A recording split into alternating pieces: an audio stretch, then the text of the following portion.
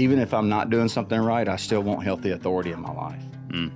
And I got that from Towhead. Do you feel like any of it was fake with him, or do you feel like it was really who he was? Oh, yeah, it was definitely real.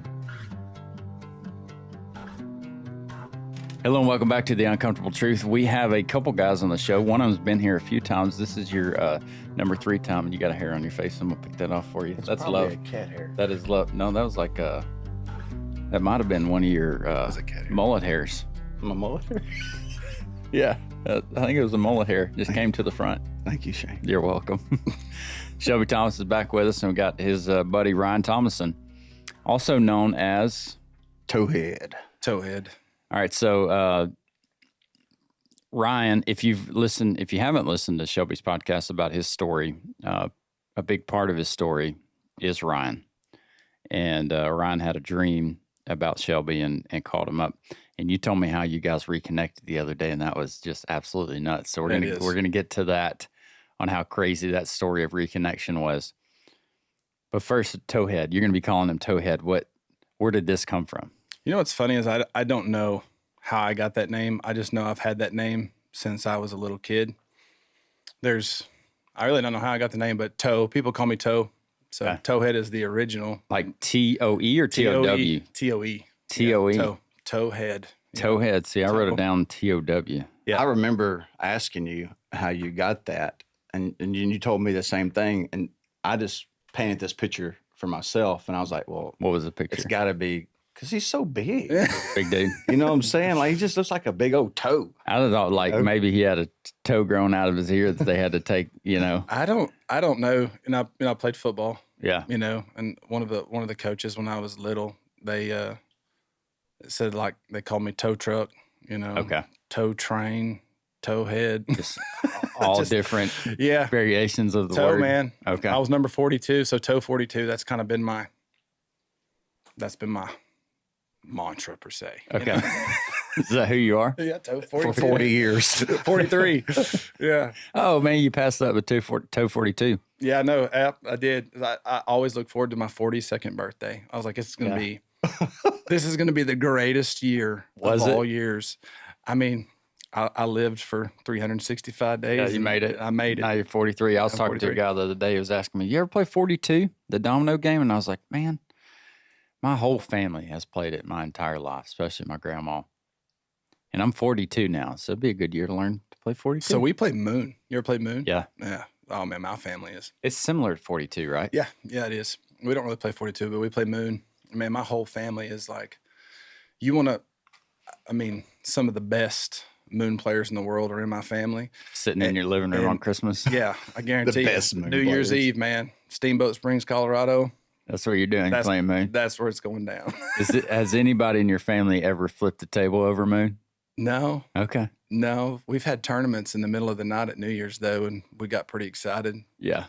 My brother, he's my partner. Okay. Yeah, we destroy. Y'all don't deviate from that? Your brother's always your no, partner? we rotate. Okay. Yeah, we rotate, but we won that night. It was an all-night tournament, and we won, and it was awesome. All-night family tournament? All night family Moon. Yeah, family Moon tournament. Yeah, you know, All watching this that brother. Moon playing Moon. Well, let's get into your story, man. Yeah. Where'd you grow up? Dixon, Oklahoma, home of the Dixon Comets. We are I guess now they're back to 2A, but we're a little town about 15 minutes east of Ardmore, Oklahoma. So in Carter County. Okay. So yeah, it's a real Small town? Yeah. Well, we have a school, we have 2 convenience stores, and then my wife and her sister own a boutique there now. So there's a boutique there and a coffee shop. So Okay. We are really moving up. it's an intersection. Yeah. That sounds real similar to Elysian Fields, huh, Shelby? Yeah. Yeah, it's an intersection. So, but yeah, we have really good people there. So it's just it's an awesome place to raise kids and raise a family. So That's, I mean, you talking about small town, and growing up and, you know, being older now and recognizing things, you realize small town life is nice for the fact that you know everybody. yeah, Or you feel like you know everybody. There's an actual community of people that there's always small town drama, right? But it's typically a community of people that love each other. yeah, or support each other, root for each other. And it's just a nice way to grow up. What was your experience, your faith journey growing up in Dixon, Oklahoma? So I was raised in the First Baptist Church of Ardmore, Oklahoma. The pastor there, Dr. Alta Fannin, he's a staple in the Christian community. I mean, he's a great man.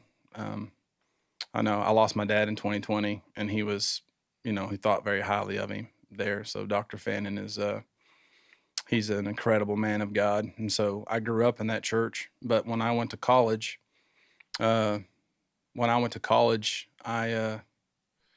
visited a couple of churches, but once I got out of college, I never really got established per se in one church to another. I kind of bounced around. How was your journey coming to faith or meeting Jesus Christ for the first time in a small town? And small town, you drive 15 minutes to go to church.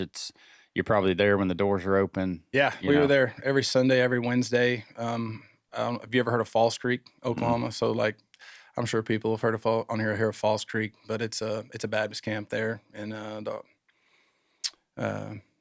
southern Oklahoma up by Davis. And it's one of those things to where you go as a camper at Falls Creek. I mean, like the Holy Spirit. Church camp. It's church camp. Yeah, there. And I always knew, growing up in a church, you go down front, talk to Dr. Fannin, say the prayer, those kind of things. But I gave my life to the Lord. I accepted Christ when I was 12, and I was with my older brother Russell, and we were around a campfire. We were camping, and I just really wanted it all kind of just accepting Christ. Just kind of really, I understood what it was, and I gave my life to Christ that night around the campfire. So I was 12, and I was baptized, and that's when I accepted the Lord. And then I've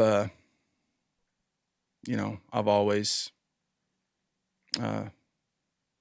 felt, when I do something wrong, the Holy Spirit convicts me.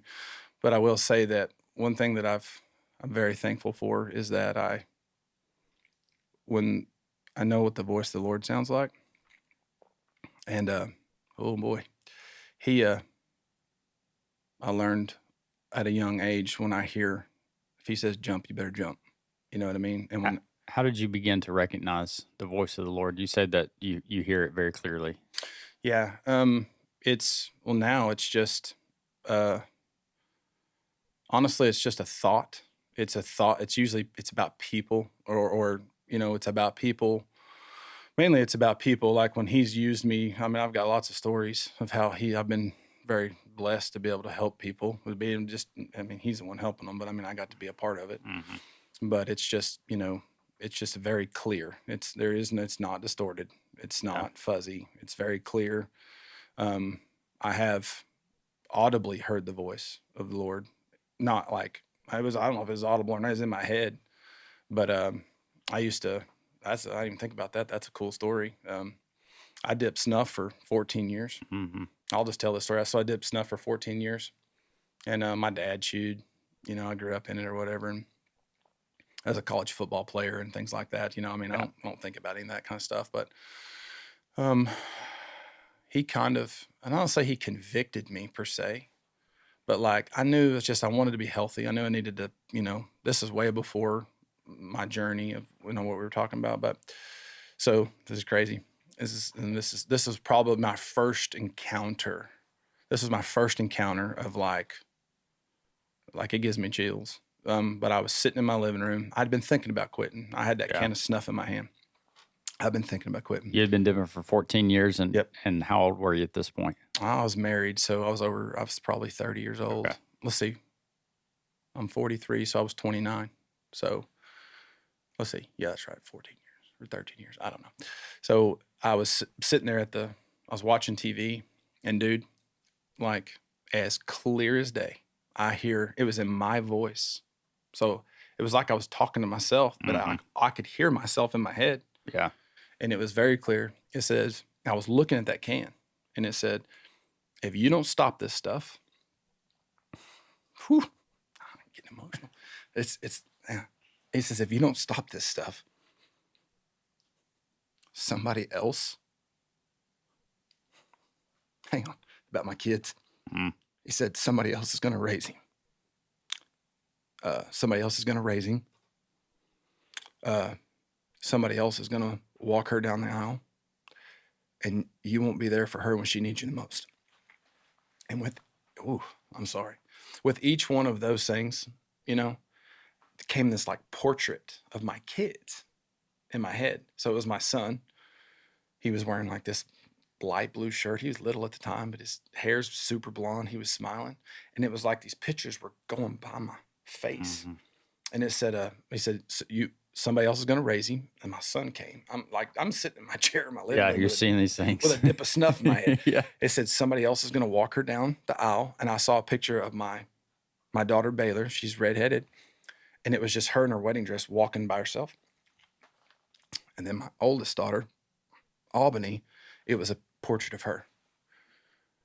And I was stunned. Mm-hmm. You know, I literally was just like, what in the world was that? Like, it really, you know, it's like, that's what they're talking about, you know? And I just said, how? And he said, pick a date. I'm like, okay. So I did not. So anyway, so I'm laying in bed. I didn't tell anybody at that moment. I'm just laying in bed and just kind of like, what was I just imagining? Because dude, I got imagination. Like I've always been had imagination or be creative, you know. Yeah. Come up with stuff, and I'm just like literally in my head, I'm sitting there thinking, what in the world, you know? Somebody else is gonna raise him. Somebody else is gonna walk her down the aisle, and you won't be there for her when she needs you the most. Pick a date. I was like, okay.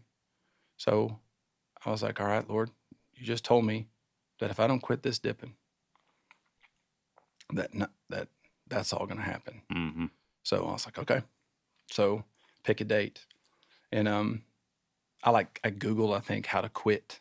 That's exactly what I did. I Googled how to quit dipping. Mm-hmm. Like, should I quit nicotine? And like the number one line was, pick a stop date. Oh, gosh. Wow. Yeah. And I'm just like, so I was like, okay. So whatever 1 week before May the 9th is. So what is that? It was right by my birthday because I'm May the 4th. May the 4th be with you. Yeah. So May the 4th be with you. You're a Star Wars junkie. Yeah. Well, I do like Star Wars. Okay. But anyway, so he said, pick a date. And so I said 1 week. So I was like, all right, so 1 week from today, I'm going to quit. So I mean, dude, I'm doubled up that whole week. You know what I'm saying? I'm like, all right, you know, I'm can and a half a day, dude. I mean, Red Seal Natural Long Cut. That was my thing. And so it came time. It came time to quit, and it came to the date. It was 11 o'clock at night. I had bought a can that day, and I just was looking at it, the can, sitting in the same chair I was sitting in. I was like, all right, Lord, you said to quit. It scared me. Like, guys, that scared the crud out of me. Like, when it scared me. Yeah. And so I was like, all right, I have to quit. So I threw it in the trash can, and I went to sleep. I woke up next morning. I work in the oil field. So I'm out there in the oil field, you know. I'm just like, oh, my gosh, this is going to be terrible. You know what I mean? But like, he told me if I don't, then basically I feel like I'm going to die, you know. So that day was really hard. Like about noon hit, and I was like, this is going to be tough. Yeah. And so I had so they make those little lozenges. So I've tried to quit before, but I got more addicted to them than I did the other deal. So I grabbed one of them lozenges and I stuck it in my mouth. Whatever. Dude, it's nasty. It had been sitting in like the deal. It was like whatever. Dirt on, like, it doesn't matter. It doesn't matter, dude. I was just like, I got to have it, you know? And like, I didn't have one all day. And that was only like a partial. It was disgusting. I look back at it now. I'm like, oh my goodness. But I had started my archery journey, which we haven't got into, but like I started my archery journey. I was down by my dad. I was by myself. He was working on his dozer. And I just remember standing at the back of the deal, dude, and I was irritated. And I just said, Lord, you told me this for a reason. I said, but I can't do this without you. I was like, I need you to help me. Gentlemen, I woke up the next morning and he sucked it from my body. Wow. I have not had a craving since. That's the truth. That's crazy. I've did it for over 20 years, and you associate it with almost everything you do. Yeah. Cup of coffee. Oh, dude. After eating. Especially if you're a hunter. Hunting. Sitting in the woods. After your dinner. Playing baseball. Spicy foods. Like, you know, a dip makes you feel good. But I've started to recognize and I haven't quit yet. I've started to recognize it's the anxiousness of not having it is the feeling that makes you feel like you need it. Yeah. And obviously there's nicotine in your body, and it creates those patterns of, if you do it enough, your body wants that nicotine. But to think like, okay, I'm not going to do this time, the anxiousness of not doing it or not having it, or that feeling of, it's the withdrawal feeling. Yeah. On top of that. Well, I can say that it was a miracle. Yeah. It's the first like miracle that I've got to like be a part of. Like, dude, he sucked it from my body. Yeah. Like he literally sucked it from my body. And I can take a can of snuff and I can smell it and it smells good, but I have no desire to have it. But I'll say this. I believe with all my heart that if I were to pick it back up, you'll die. I'll die. I believe it. Are you scared to die? Or are you scared to miss out on your loved one's life? I'm not scared to die. You know what I mean? Like I know Jesus and he's my savior. So that doesn't, I don't have that fear. Yeah. But it's the missing out on, what I would leave behind with my kids. And I grew up in it. So like, it wasn't a big deal, it just wasn't a big deal.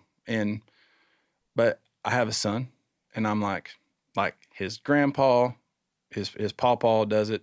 His uncles, all but one of his uncles do it. I was doing it. I'm like, dude, I'm not going to be the cause of him picking that up. Right. It ain't going to be because I'm doing it. Yeah. But that was mainly it was for my health though. You know what I mean? But talking about, I say all that to say that was one of the first experiences of hearing the voice of the Lord. Mm-hmm. And, man, you have something like that happen to you. Like, it's like, it'll, you're like, okay, this is real. You know what I mean? I don't know if a lot of people hear the voice of the Lord in that way. I think, maybe some people are just wired different. I think if we're open to it, we recognize the prompting and the voice of the Lord. There's another time where, you mentioned college earlier, and that's where y'all's stories kind of intersected, right? Shelby, why don't you jump in? And you remember the first time you met Towhead? We talked about that the other day. It was... we got to get together. Yeah, it was a get together at was it Jimmy Tyne? No. Yeah. Was it Jimmy Tyne's house? Yeah. It was Jimmy's house. So my high school quarterback, and I was going to say this a while ago, I'm just not to chase a rabbit hole, but you talk about Dixon and growing up in Dixon. Like, the Comets have not been known for success in like the football world. The Dixon Comets. The Dixon Comets. We have not. You said home of the Dixon Comets, like it was like this. You guys were awesome. No, listen, we are awesome. Okay. Like we are, because I'm telling you right now, like as a team. So the greatest, the best team to ever come through Dixon, as far as like schedule or like record wise, and as far as how far we went, was my senior year, and we went 8-3, and we got beat in the second round. Oh, wow. What a year. Yeah. And it's the greatest. It's the greatest that we've ever, that's what the people in the coffee shop now, the old men, talk about. I'll say this about the old men in the coffee shop because they're there. Dixon has not historically been like the greatest in football, but you will not find a better fan base than in Dixon, Oklahoma. Okay. I'm talking that town, every Friday. Mm-hmm. I played in 2000, so what is, my goodness? Yes, 25 years ago. The crowd is still as full as can be. Whether they're 1-9, they're still showing up. They're still showing up. And if they do, and they've had success, in the years past. But I'm telling you, man, when I was and this is important because his quarterback was my quarterback, but his name was Jarrett Higgs from Ardmore. He was a sophomore, and he was just squirrely, man. I mean, he was fearless. You know, he had a chip on his shoulder, and then he went and played at a higher level school, and that's where he played with Shelby. And so we were just at a buddy's house, and that's where I met Shelby. And so it was pretty cool. But I could talk about Dixon football for a long time. When you talk about the people showing up in the small towns, so where I live now, Hallsville, Texas, we're not known for being great at football. We'll make a playoff run, every couple of years, or go the first or second round or whatever. But I was talking to a guy in St. Louis. I was there a couple of years ago, and his kid played high school football, and I was just asking him questions. And it's St. Louis, Missouri, and he's like, "Man, we had a game. I think they had a Thursday night game or something." And he's like, "Man, more people showed up. We had a great crowd." And I was like, "Well, like, how many people come?" He's like, "Dude, we had like 175 people there." And I was like, "Oh, yeah, we're not that great." And I swear 1,500 to 2,000 people come to every game. Yeah. And he was like, "What?" Hey, like, so really quick at my senior year, I got to tell the story. This is just if you're from that area, there's Dixon schools, Long Grove, Plainview, Medill, Kingston, like all these surrounding towns, just kind of like it is here. We were talking about it on the way here, but Plainview is known as, they're a really good school. They've always been good in athletics and everything like that. Well, let the listener understand that Dixon is everybody's homecoming. I mean, literally, okay. We were that. There's people that don't understand high school football and what that means. So explain why Dixon is everybody's homecoming. Because it's a guaranteed win. It's a guaranteed win. On homecoming, you're looking for a celebration. So yeah, exactly. So Dixon, can we get you on the third? Dixon. Yeah. So get this. So this is really cool. So if you guys, there's many listeners have heard the name Odum. Okay. So Brad Odum was my head coach in high school. Brad Odum is the oldest brother of Barry Odum, who is the head coach at Purdue now. All right. His younger brother, Brian Odum, which I don't know where Brian is now. I think he might have went back to Washington, but he was the linebacker coach for the Sooners. And then he went to Southern Cal. Okay. So like the Odum family is like they're football legends, right? Well, Brad Odum, when he was 25 years old, came to be the head coach for us. And so this dude has been a part of state championships. He's coached all over. And I mean, is he from there? Is he from Dixon? He's from Ada. Okay. Or Maysville. Well, if you have been coached by an Odum, you're blessed. Mm-hmm. I'll put it to you that way. He's that impactful. Mm-hmm. He came to our school and he taught us how to win. And he took a bunch of he took Changed your mindset, didn't he? Yeah, he did. He took a bunch of just country folk, Dixon folk, taught us how to believe. Mm-hmm. And you talk about thousands of people. We played Plainview that year. Hadn't beat them in 15 years. Yeah, beat him. Oh, dude. It was Your brother wrote a book about this, right? Did. Yeah, it's called Comet Pride. It's awesome. Yeah, Robert Thomason, Comet Pride. You get it on Amazon? Amazon. Yeah. All right, go look if you want to read about Comet Pride. Yeah, go get the the book whole on story's Amazon. the whole story's in there. Dude, you have to go read the story because it's really cool how God blessed us that year. Like my brother's a man of God. All my brothers, I have two brothers. My oldest, both of them are men of the Lord. But Robert, like, it's so cool. Like he marched around the football field, like praying for it. Yeah, Praying for them walls to fall down. asking God to put angels in each corner, dude. That's I get emotional because, like, we never lost there. You think about like sports, right? And I talk to my daughter plays softball, and I get to coach with them on their summer team. And after every game, they probably get tired of me talking about this, man. But I look at them, all three coaches get a chance to speak and like go through the games, and we've got two other great coaches. But some part of what I'm telling them is always like, look, it's not the end of the world if we lost. It's not the beginning of the world if we won. Yeah. Sports is an opportunity to grow as a human and grow as a Christ follower. And you have an opportunity out here on this field to learn how to make mistakes and work through them without major consequences. Yeah. it's a bubble of protection to some degree to learn how to do this thing called life. And if we're not learning through these experiences of sports, 100%. then I don't know, don't play. Learn from mistakes and how to work through them and how to encourage other people and how to be a team and how to have the mindset of a winner. Yeah. I can say that Coach Odum, you can call that man today.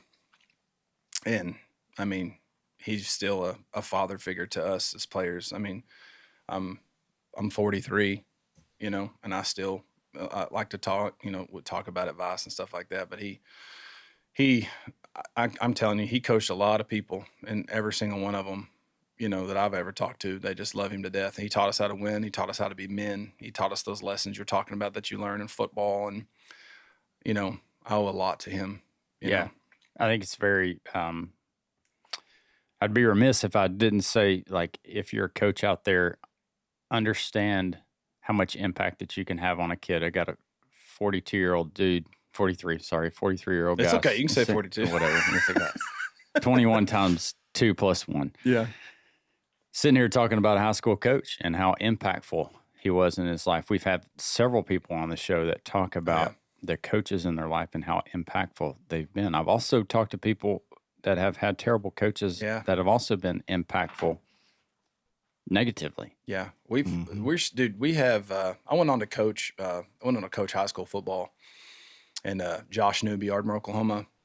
Like, dude, there's some men where I'm from that are first class. I'm talking, they don't realize the impact they have, you know what I mean? And the power that they have and the influence that they have on these kids. He was a great coach. He is a great coach. He's a stud. He was my coach. Oh, he's an absolute He was your stud. coach at Ardmore? Yeah. Yeah, nice. He's still there. He's a head coach now. He's a stud. I got to coach with him. I volunteered. I'm kind of jumping around. I'll jump back. I want to say this one thing about Dixon though. That night we beat Plainview, there was thousands of people there. And it's the first time Dixon was ever really like Super Bowl. I think in '96 or '97 they had a good team that went to playoffs. They were really good. But we were the next team that was really good. And dude, people just came out of the woodwork to come watch us play. More people came to the football game than the size of the town. Oh, dude, it was unbelievable. I'll never forget, as being a senior, I played tailback, and I played linebacker. And so I got to carry the ball and, you got to be one of the heroes and, that kind of stuff, and just to have that, got to enjoy that journey, And we won that game that night. I had grown men literally come up to me crying and say, thank you. Because they were their homecoming. Yeah. You know what I mean? And get to watch their school beat that team. You know what I mean? Which, not a big deal. Plainview used to beat the brakes off of us, so it wasn't that big that they didn't care probably, but it meant something to us. But I will say this, Odum was there, I think, for 4 or 5 years. He beat them 4 years in a row. Wow. He was a stud, man. Wow. Yeah, he was a stud. You think about, like, you say grown men came up to you crying, and then, like, that seems silly. That can seem silly as a teenager witnessing that. And maybe it didn't. Maybe you were understanding of it. And the history of your school. It didn't impact me like it does today. Looking back on that, going like, wow. You think about a grown man, and you're a grown man now. You're a grown man now. I'm a grown man. Us grown men are just the little boys that we used to be. Grown men are just the kids we used to be. And through experience, it's like you've fostered that little kid into the person that you want to be or you're striving to be, and with more recognition. Yeah. And hopefully with more reconciliation with the Lord. Right. But a part of that little kid is still in all of us. Oh, yeah. And so when that grown man comes up to you and he's got tears in his eyes, it's because he remembers how he felt those years of what could feel like hopelessness on a football team. Shelby said something a while ago about like having stuff. Like, you're going to make an impression on somebody. Like, people are going to remember you, and they typically remember you on how you treat them. Yes. And like how you treat a person is how they're going to remember you. And if you treat them with love and compassion, especially if they know the Lord, they're going to, they're going to recognize that, and that's how they remember you. Mm-hmm. But a person who, has never experienced those things might not have that, idea of you. Yeah. But you talk about, that's how I try to live. It's just like, I think about that, it's just like, especially, I always tell myself to be better. If I'm in a situation, it's like, be better. You know what I mean? Like Yeah, you have to take every moment captive, and that's what literally your coach began to teach you at 100%. that. One of the, there's other people in your life that are teaching you the same thing, but when you're on the football field and you're grinding and you're hurting, and who you have is the dude beside you. Yeah. And like when you're pushing through those moments, that's life, man. That's our walk with Jesus. It's like there's so many hard times, and recognizing that it's hard, but I'm going to push through in this moment creates another checkbox of like, okay, Lord, we can do this together. I was going to ask you a question, Shelby. Y'all's lives intersected in college. Mm-hmm. Ryan, you were talking about people remember you for how you made them feel, not for really as much of who you are or how you feel about yourself, but how you made them feel. You guys played ball in college together, right? Yes. Yeah. If y'all's lives dissected or went separate ways and y'all never talked again, what would you remember about him? What would you remember about Ryan? That's a good question. I would remember that while I was acting a fool, Towhead wasn't. He was committed to what he was doing at that moment, playing football, and probably overly committed to playing video games. But pro gaming, man. But hey, while we were out partying, and Towhead would be back at the house playing video games or doing whatever. But more so like his faith, just in Christ, man. That was he was always. I mean, he always had something to say about the Lord. Like it never failed. Would that have been positive for you? Because sometimes, I mean, you get around people where that's in your face, or like make you feel less than because you're not doing it. Is that how you would remember him? Or do you remember him as just being that constant of some dude that's a college kid that everybody else is going to party? Yeah. Everybody else is going to party. There may be a few that aren't.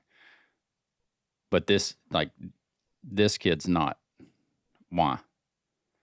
I truly believe because of his faith in the Lord. And I'm that kind of person, like, I like men that are real raw and straightforward and honest with me. Even in that moment where you weren't living it? Oh, yeah. I've always liked it. I'm a weirdo. It's like, even if I'm not doing something right, I still want healthy authority in my life. Mm. And I got that from Towhead. Do you feel like any of it was fake with him, or do you feel like it was really who he was? Oh, yeah, it was definitely real. I knew Towhead loved me. And, I mean, he was a big encourager to me. I mean, he was really the only reason I went to Southeastern, so yeah, he played a big impact in my life. That's cool. You talk about staying back. And I mean, I want to say this just because, like, I failed miserably. There was, like, I grew up, I didn't party in high school, and just really because, number one, I wanted to honor the Lord, but I respected my parents and I didn't want to embarrass my parents. You know what I mean? I didn't want to do something that would tarnish my family's name. That meant something to me. Mm-hmm. So, like, I wanted to do right. You know what I mean? But that's just a cool story. Lord just put it, and he just reminded me of it, and I want to say it. And just because maybe it'll help somebody out there that's, in a situation like, look, I'm in a college locker room, right? And so if you've been in a college locker room, it's raunchy. It really is. You know what I mean? But you're not going to find a place that's any close. I mean, like, those guys are your brothers. Like you think, I've always said you met, you're friends with people in high school, but you meet your brothers in college. You know what I mean? And that's true. Like some of my closest people, Derek Hickson, a lot of these guys, I mean, they're my brothers, lifelong friendships. And there was when I was a freshman there, I didn't go do anything, and to the point to where like it bothered me because like they'd all want to go party. I didn't want to be a part of that life, but like I was excluding myself from that bonding with those guys. And it's not that they, I don't know. I never felt like cast out or anything, but my roommate, Jacques Mitchell, y'all check out that name. He's an up and coming actor. He's lives. Oh, nice. Yeah, he's really cool. He was my roommate, man. He, owe a lot. He always, would either stick up for me or, he just loved on me. But I got to tell y'all this story. So I'm going to say his name because he's an incredible dude. And his name's Chris Jones. Chris Jones was the epitome of just a bulldog. Mm-hmm. He was a senior linebacker, all conference. I'm coming in this fresh fish freshman, this dude, like he lived the life. I'm talking like he was like, man, you do not mess with Chris Jones. And he had all the people's respect. Was he the guy that was working out harder than anybody else, leading a team in extra drills and stuff like that? And I don't honestly remember. Like that was, well, that's 25 years ago as far as like what he did. I just know that like he did, he lived, he at that time of his life, from my understanding, like he was just like any college student, he'd party with the teammates and he didn't do anything out of the normal. But I just had a lot of respect for him because he was really good, especially in the football stuff. And I did feel like I would hold my own against him. It kind of gave me some confidence, like I hit Chris Jones in practice and I was like, man, okay. Like he didn't just absolutely knock me unconscious. You know what I mean? But I didn't hang out with him outside. Because I just didn't hang out with that crowd. But I got to tell you, this is powerful. Fast forward. So that would have been the fall of 2001. So he was a senior that year. And I only got to play with him for one semester, that football. Fast forward, man, I don't even honestly, but I don't know what year it was. It was years later, 6, 7 years later. I'm out of college. I'm not married yet, so I was still living in Durant. So I was a GA there. I was graduate assistant at Southeastern. And he calls me out of nowhere. Like, I don't even know how he got my number, but he calls me. And as soon as he talked, I knew exactly what it was because he has this real gruffy voice, Yeah. And he has this just distinct laugh. Oh, Chris does. And he said, I need to talk to you. I was just like, all right, Chris, what's up, man? He's like, I need to apologize to you. I'm like, apologize to me? Apologize to me for what? He goes, dude, I need to confess something to you. He goes, Lord, I just first off want you to come to know Jesus. And I get emotional on these things. It's powerful. He said, Ryan, when you would not party and all those kind of things, he goes, dude, I used to make fun of you all the time behind your back. And I was just like, I was like, I mean, that's all right, dude. I mean, it is what it is. You know what I mean? Figured, Yes, no hard feelings whatsoever. And he was just like, I need you to forgive me. And I was like, dude, you're forgiven. And in an instant, bro, this is like, all right. And I was not I'm not gonna say I was in a bad place in my walk, but I didn't really have a walk. I wasn't seeking the Lord. I wasn't reading the Bible. Dude flips this script on me so fast. He's like, how's your walk with Jesus?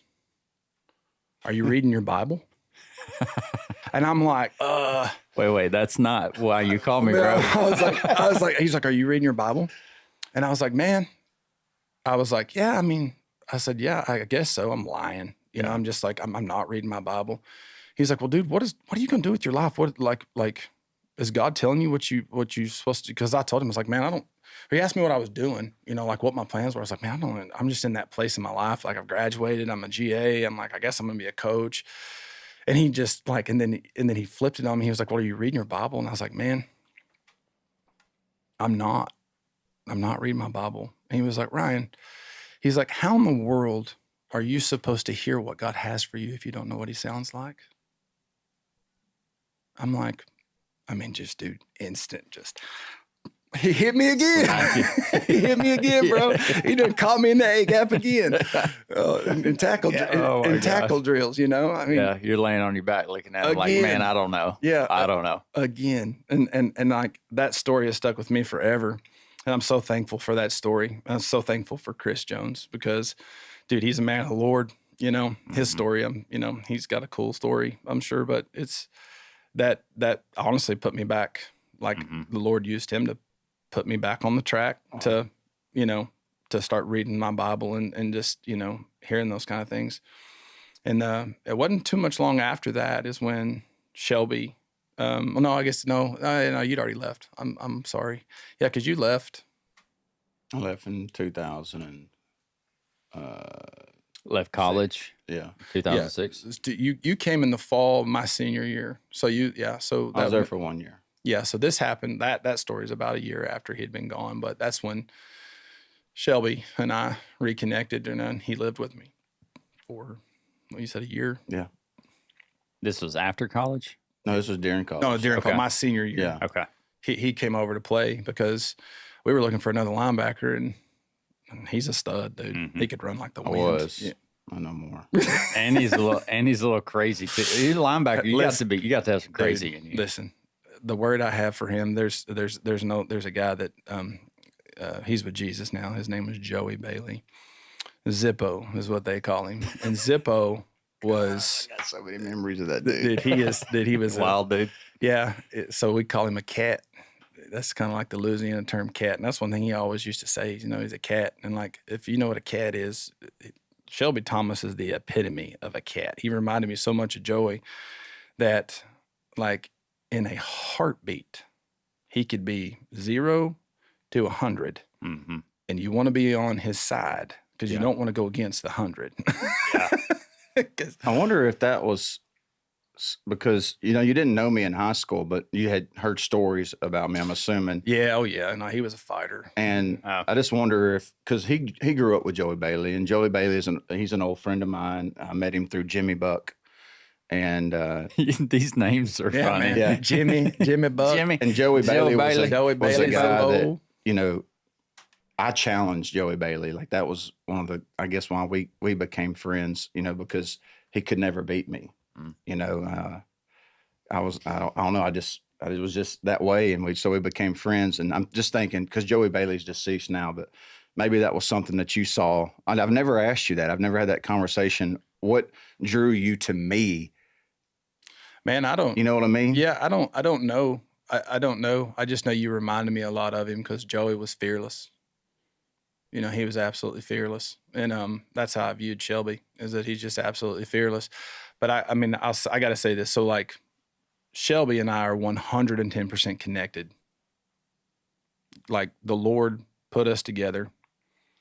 Like through football. Yeah, through That's football, crazy. like through football, through just like, and I see now knowing Shelby's story and stuff like that. Like, I think I know why, just, how he interceded on, he used me to intercede for Shelby. But like, so you talk about how we reconnected. So you may go ahead. I'll tell you that. So he's talking about playing video games. So if you were back in 2004, 5, 6, first person shooters, Call of Duty was. You ever play SOCOM? Yeah, I did on the PlayStation. Yeah, that was my first. Yeah, I played online. SOCOM, but then I played some Black Hawk Down. Like I'm almost flunked out of college playing video games in the library at college. But no, I mentioned Derek Hickson earlier and Micah Hickson in the Hickson family. Derek's a firefighter in Fort Worth, and he's one of my best friends. Just incredible people. His daddy's is a missionary now, but he was a Baptist preacher, and they accept me in their home. But like, I got introduced to the world of gaming. So, pro gaming, online competitive gaming. And I fell in love with it. It was just awesome. So like I did a stint of that for a while. Actually. Were you playing on a computer? Yeah, playing on a computer. Call of Duty. We played Call of Duty. Mouse and keyboard. Call of Duty 2. Man, we went to WSVG. This was before, that Call of Duty was before Xbox 360 came out. Yes. Because 360 came out around 2006 or so. Yep.